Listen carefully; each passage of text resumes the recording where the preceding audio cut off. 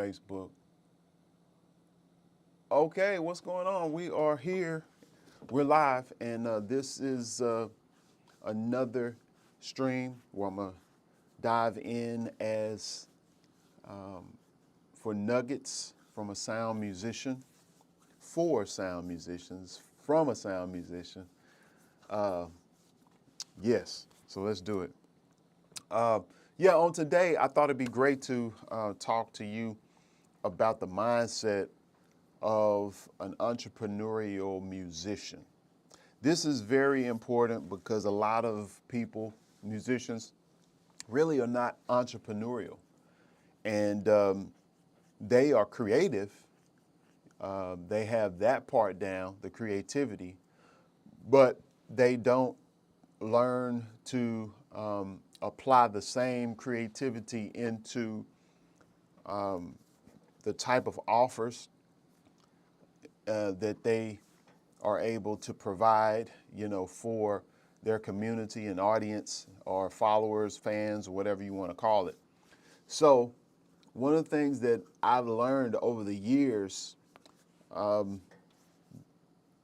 based on our current situation in the economy and even how people are used to consuming content and even listening to music through streaming platforms or whatever, you definitely have to figure out a better way to monetize what you do, who you are and what you do.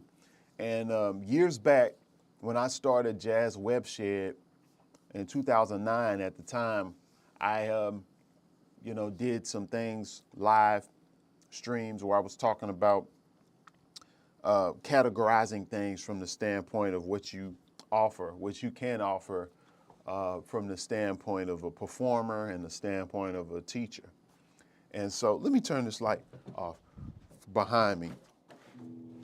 But when I did that, I broke down all of the areas from like doing performances to teaching lessons, teaching group lessons, having a membership site,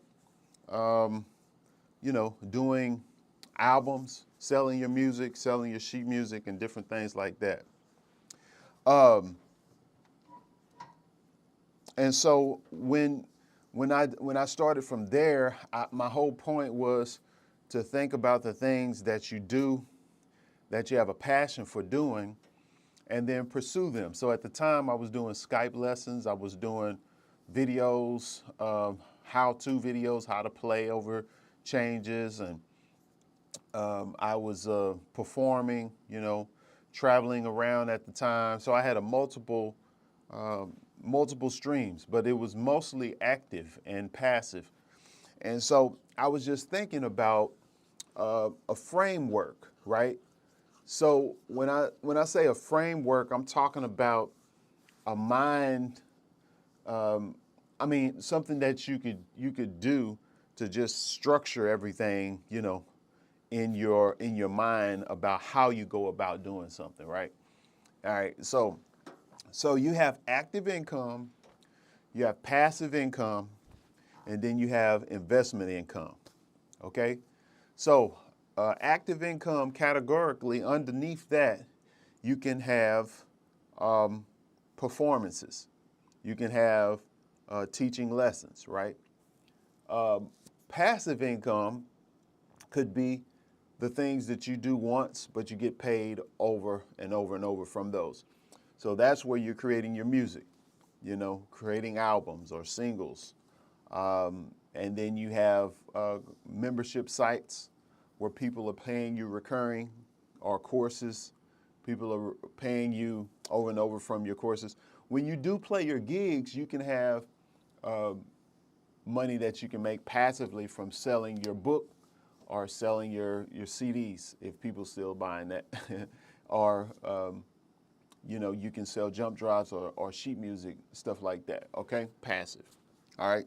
So the third category is investment income. So that's where you're using the money that you make from active gigs, teaching, or whatever. Then you're going to take that and invest it in something. It could be real estate. It could real estate related. It could be mutual funds, stock market, ETFs. It could be cryptocurrency, DeFi projects, different things that will work for you without you having to work for it. All right. So there's a rotation to this. Like as we play our gigs, we teach our lessons, money comes in, distribute it, pay your tithes, pay yourself, invest the 65% or whatever you have left, 70% or whatever. Then you can, take care of your bills with that. Then whatever's left over, you can invest it in something. And so when we're talking about that investment part, think about this. I always say, and y'all know how I talk with my book, coming from my message from my book, The Christian Musician, Learn What Your Real Gift Is and How to Succeed With and Beyond Your Music. Your real gift is the way you think.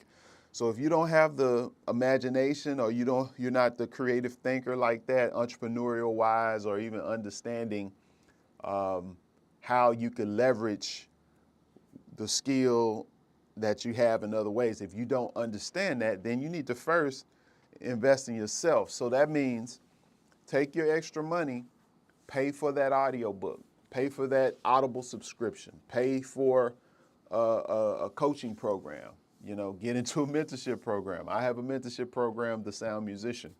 Link is in the description. Or if you're on Instagram, you can go to the bio section. It's The Sound Musician. Link up with me. But anyway, pay for that, because what's going to happen is you don't know what you don't know. And a lot of times we miss out on becoming who we need to become because we don't take advantage of the opportunity to learn and have our mind challenged. All right, so you are, or we are at the place that we're at because we choose to be there.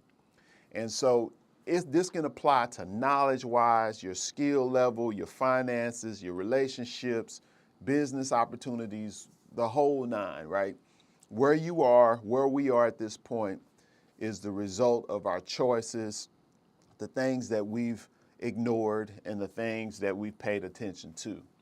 And so the leverage happens when you're able to use the experience and wisdom of someone else and pay them for that time or the information or being a part of a program to where your mind can be opened up to the possibilities. And then we go through the 4 different levels of competence.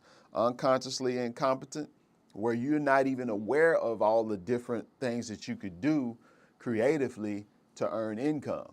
And then once you start finding out about all these different opportunities out there, then you be like, oh, so now I'm aware of these different vehicles. Now I need to research them and find out how I can participate in them, Then you go to the 3rd level, consciously competent, where now you're aware of the things and you know how to, invest in ETFs. You know how to invest or get access to investing into Airbnb co-hosting programs, passive income. You're making money from crypto projects, DeFi projects, you know what I'm saying?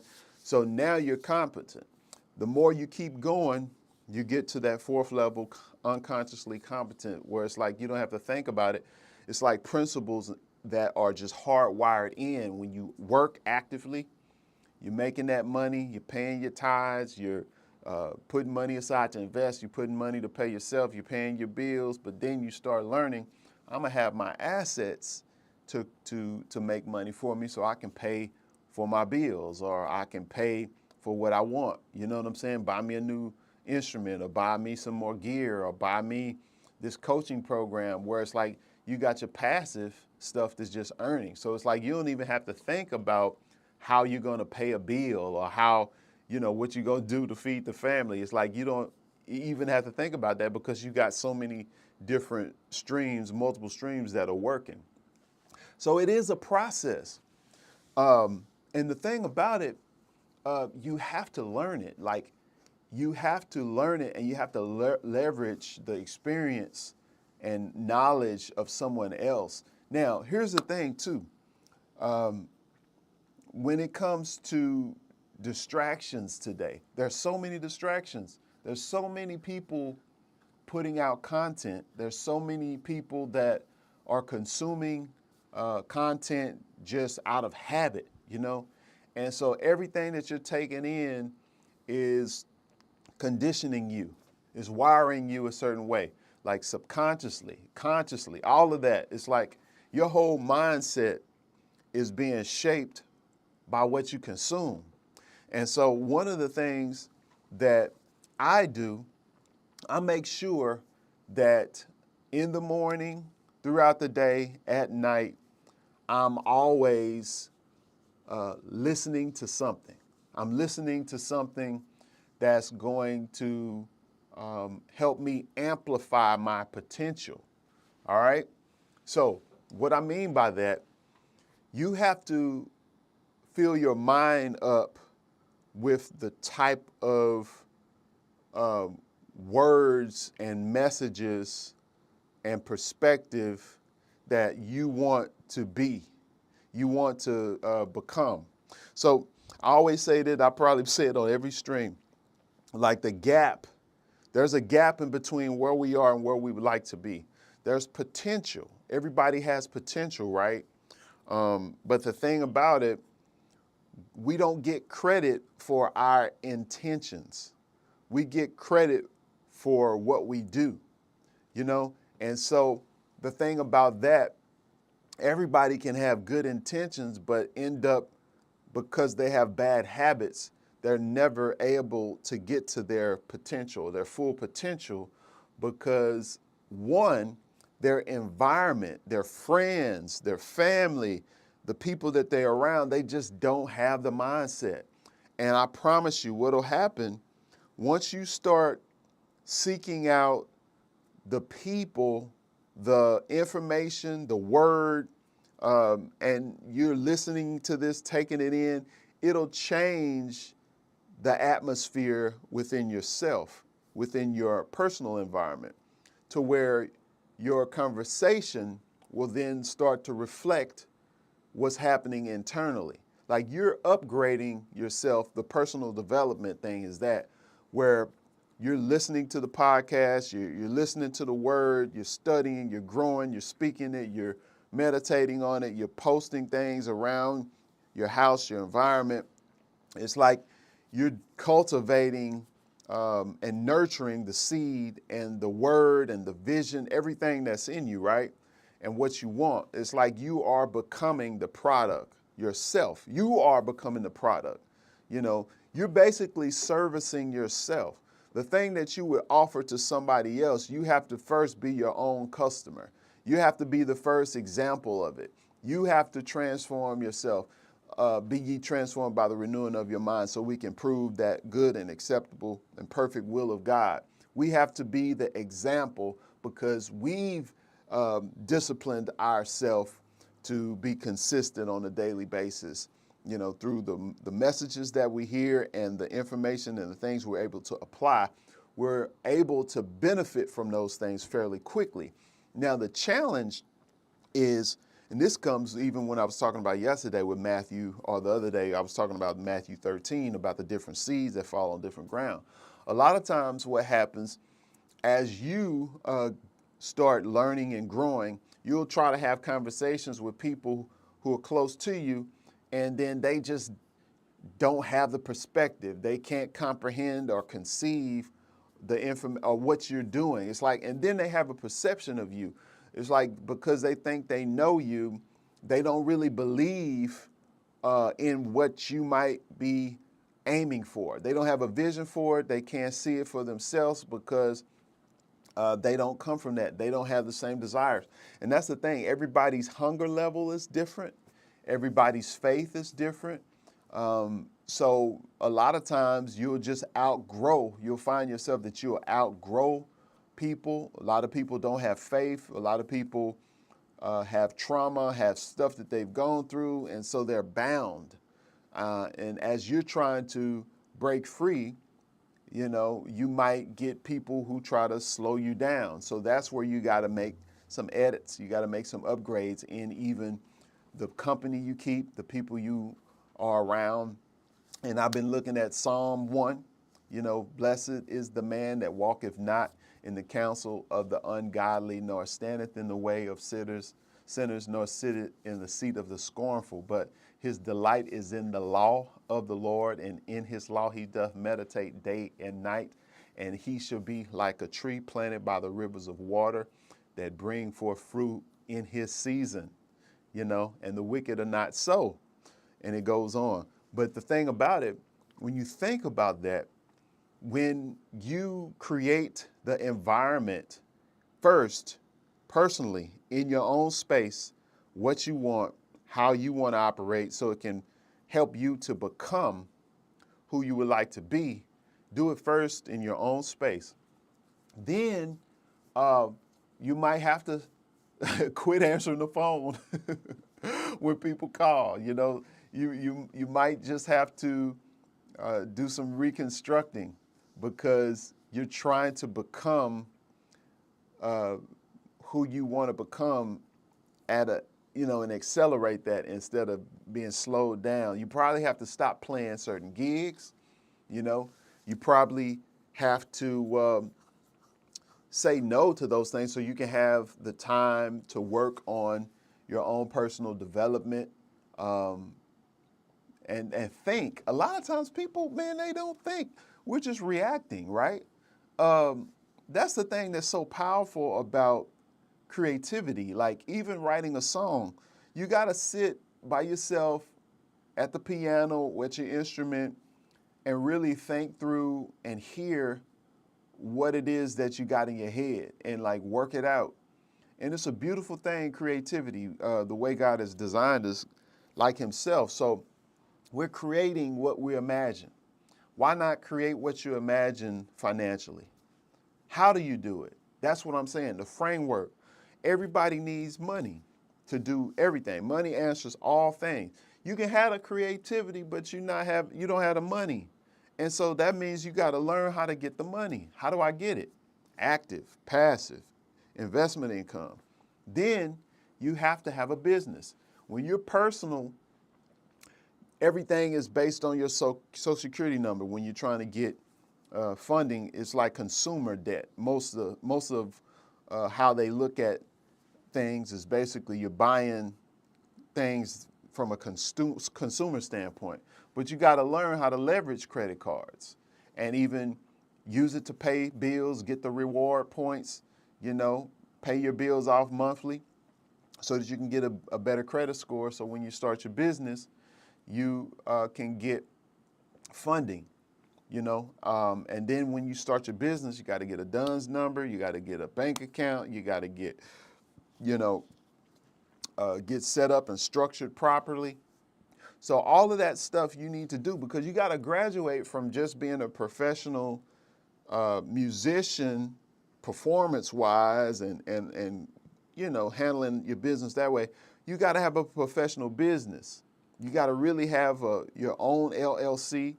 You got to be able to qualify for funding, have a business plan. You got to do it. Go ahead and do it because the big money is going to come when you're organized, when people see you got your stuff together on paper, professionalism. And I understand it's a process. This is why you have to connect with those people who are like-minded. I've been saying this over and over, and one of these days people get it. But the thing I did, I'm gonna give you a personal story, testimony, how this stuff works. All right, now obedience, like in 1 Samuel when Saul was told to give the offering and wait on Samuel to get there, but he got anxious and he did it before he got there, and he messed the whole thing up. But the saying, obedience is better than sacrifice. Like God wants our obedience. When we're disobedient, somebody has to be a sacrifice. Somebody has to suffer because, or something has to suffer because we're disobedient. And you find out later, like for us, like personal, think about it. When we're selfish, when we're lazy, we're affecting our future. We're affecting our family. We're affecting our friends, people by us, people who are close to us. Like when we're obedient, not only do we benefit from it, but the people around us benefit from it. Like as a leader myself, you benefit from listening to me when I learn and I grow. You know what I'm saying? So, prime example, story.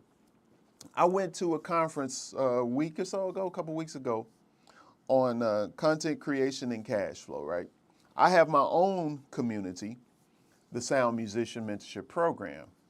And we were having a discussion yesterday with the members there. And one of the guys was just saying, he's like, I see, you're different since you've been to the conference. You have a vision. Your vision is stronger, and then I'm seeing it. So as we were talking, he was very encouraged by some of the things that I've been sharing and what he's been seeing. And so I was thinking about this is because I got an email telling me we're winding back because we all get these opportunities that present themselves, where it's a program or it's a book or it's something that we are that we see, an advertisement or whatever. And so I got an email about Myron Golden's program. He was going to be in Dallas, and so I was like, it was like $300. I was like, man, and I had a gig on one day, but then the gig canceled. They said they was going to use a DJ or whatever. So I was like, okay, cool. So I can make the gig. I can make the conference. It was just a 2-day thing. And so $300, I was like, yes, sir, I'm going, because Myron's programs and stuff is very expensive. So I not only got a chance to hear him, but I got a chance to, see some of the other people that he had there on stage presenting on content and cash flow. So, all right. So I get there, right? Now, mind you, it's packed. People from around the area. Some people flew in. And you got an environment of people who are in real estate, who are doing YouTube, who are doing life insurance, people who are musicians, people who are speakers, people who are, AI specialists. You got people who are, doing, it was some ladies there. It was a lady there that was a neuroscientist I sat next to. A lady had a real estate podcast. So, and these were mostly black people. And, there's a few white people and people coming up and giving their testimony. And I hate using that oversimplification, but we're in America, and that's how we classify people, white and black. But it was other people, Hispanic, and different people there. But anyway, it was like a packed room. $300 we paid. And so you do the math on that. 250-something people, everybody paid a $300 ticket. And then he made offers, $27,000 offers. The guy that I met there paid for a $55,000 offer. He offered a $375,000 offer. Then the guys, other people who were presenting, they had their own offers. People were signing up for that. So it was a lot of money that was made, right? Now, can you see where I'm going?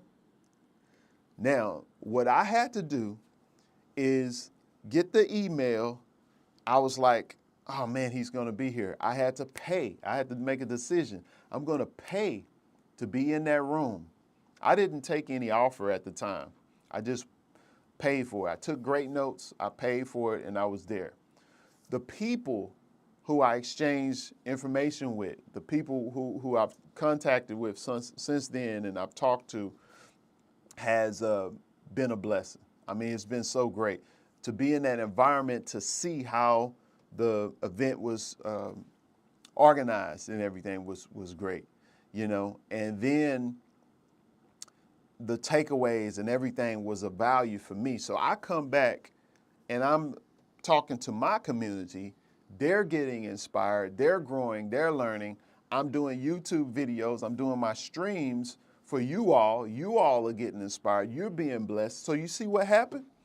Because I was obedient and I did what I was supposed to do so that I could grow, now it's affecting it's affecting me, it's affecting my mentor, my mentees, it's affecting my audience now. You're seeing the results of me applying the principles that I share. And the main thing, what I've been talking about is like implementing and like being obedient to when God sends you something or gives you an instruction, you act on it so you can apply it. Like a lot of times people don't realize the things that they've prayed for and forgot about.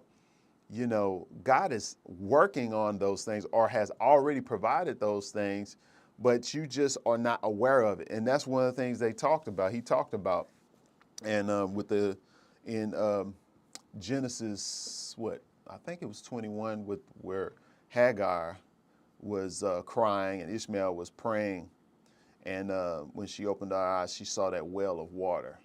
And so the thing about it, it had already been there, but she was not aware of it because she was thinking about her situation, you know. And so a lot of times we focus on our limitations more so than our, you know, what we have and what's available to us. And of course, you know, it's the word of God. It's no secret, but people, they're distracted. They don't get it for some reason. Like God is our creator. He's our source. So you get your word, your instruction from the word of God in terms of how we're created. I mean, how we're constructed as being his creation. So it just all start making sense. And it takes people's obedience for something to hit home and connect with you. You know what I'm saying? So our voice, our soul has a place that fits somebody else like a glove. You know what I'm saying? So the whole thing about being obedient and like, you know, your blessing, it comes from you taking that step, you know, investing your time, investing your money, giving your attention, because you're trying to change this, your mindset. Your asset first is the way you think. If you can get your thinking to where it needs to be, as a man thinketh, so is he. You know, so everything else that you do, your conversations, your speaking, your ideas, what you do will all change. It'll all get to that point. And the whole point, even in playing and musicianship, what we want to do is be able to operate and play or get out what we're hearing. A lot of times what we hear and imagine is way far beyond our ability. But the way that you're able to get your ability to line up with how you're thinking, you have to be really good with implementing the things that you're thinking about, you know, and you got to be quick. You got to be quick. And that's kind of like what I learned about myself. Like from a child, I had this hunger and strong desire to learn and implement the things that I learned. And so I guess it was connected to having a visual impairment. And so the way that I have to learn, a lot of times I have to listen and hear it and record and really soak things in. And then I practiced and learned things with an attitude like I want to be able to play it as soon as I learn this. So whatever happened over the years, my brain and my wiring made it to where I really can retain stuff or just have a structure of how to capture these things that I hear, you know? And so, you know, over time, what'll happen, God will, as you mature, he'll show you how to use those giftings and apply it to other areas. So the other areas now is business. The other areas is finances. So you even have to start connecting with those people who are entrepreneurs or learning from those people who are entrepreneurs, and then let your mind, let your processing, process the information, the experience, or whatever that you're hearing. So what happens when God puts his touch on it, because one man plants, another man waters, but it's God that brings the increase, right? So once he gives you the increase, he like blows on it, poof, it's like you got something that's totally unique. That's the thing I think people don't understand. When you pay for a program, a lot of times people think that just because I pay for it, something is going to change. And things only change when you change. Like, information is information. It's like people can go to church, or even people can read the Bible, but just because you've heard truth, it won't work for you until you apply it. And for you to apply it, you got to change. What is change? Change is repentance. That's the thing, it's change of mind. Repentance is changing the mind. If you was doing the wrong thing, over time, your habits, you just used to a certain routine. When you hear truth, then it's like it interrupts or disrupts things to where like, golly, I gotta change. But it's good though, because you gotta change because your choices and your pattern or your habits is not serving you well. It's hurting you, it's harming you. You might have temporary pleasure or enjoying yourself, but you don't even know or haven't even thought about it because you hadn't matured yet to understand how you're costing yourself time. And here's the thing, the older you get, especially as a man, if you're not married, no kids, or maybe you have kids and not married and you want a family, but you've spent so much time pursuing things selfishly. By the time you start waking up to what you need to do, you're in the 30s, you're in your 40s, and it's like, golly. So you don't even realize how much you've missed out or how much you've neglected certain things that were valuable when you're in the midst of paying attention or doing stuff that's harmful, that's not really serving you, that's really connected to your childhood. You're just doing stuff because you just haven't matured. You haven't matured. And so what I'm saying is, you don't know what you don't know. You might be enjoying yourself, but you're totally neglecting. There's stuff that is hurting you that you're not even aware of. We can be entertained and have fun hanging out with friends and doing all that, the social things, and we're not even realizing that we're neglecting so much other stuff that could benefit us. Do you have a trust? Do you have something set up for your children's children? Do you have money that will outlast the month or outlast the next 6 months? Do you have passive income opportunities or passive income working for you, or investment income? Is all this working for me? You might just be playing gigs and just totally making it off of active income.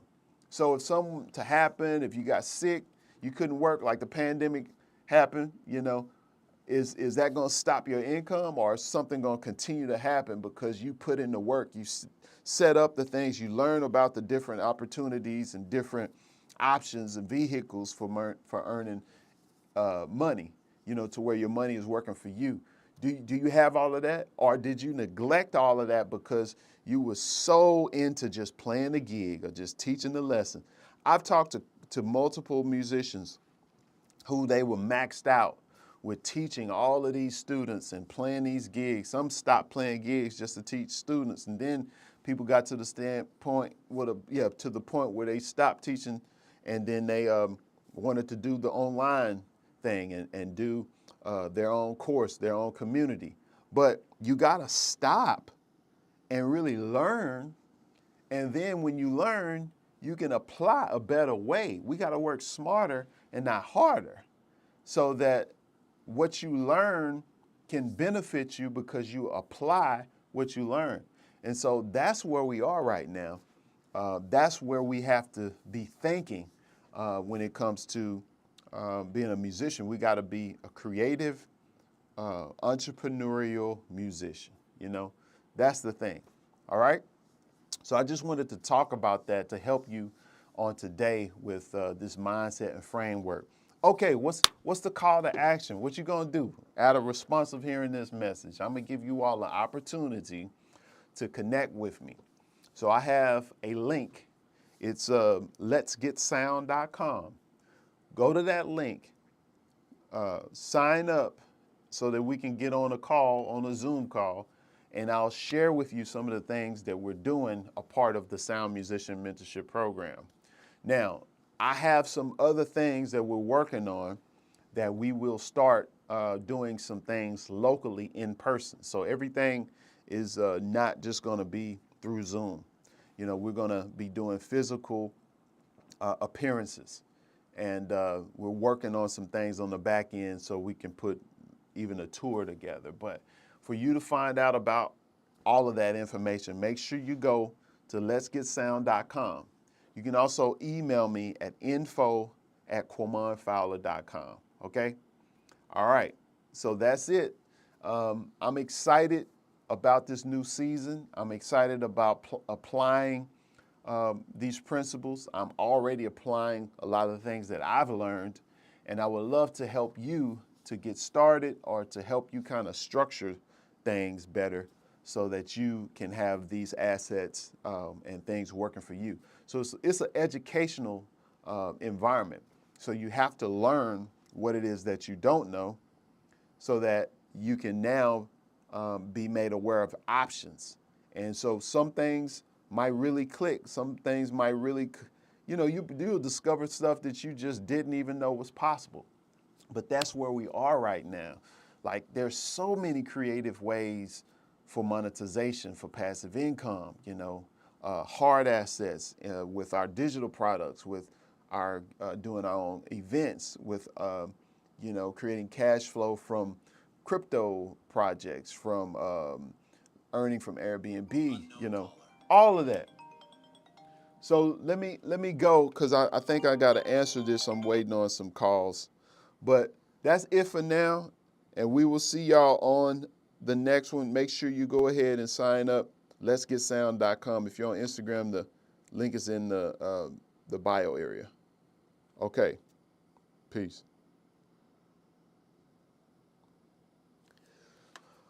All right, y'all. We will see you all on the next one. Peace.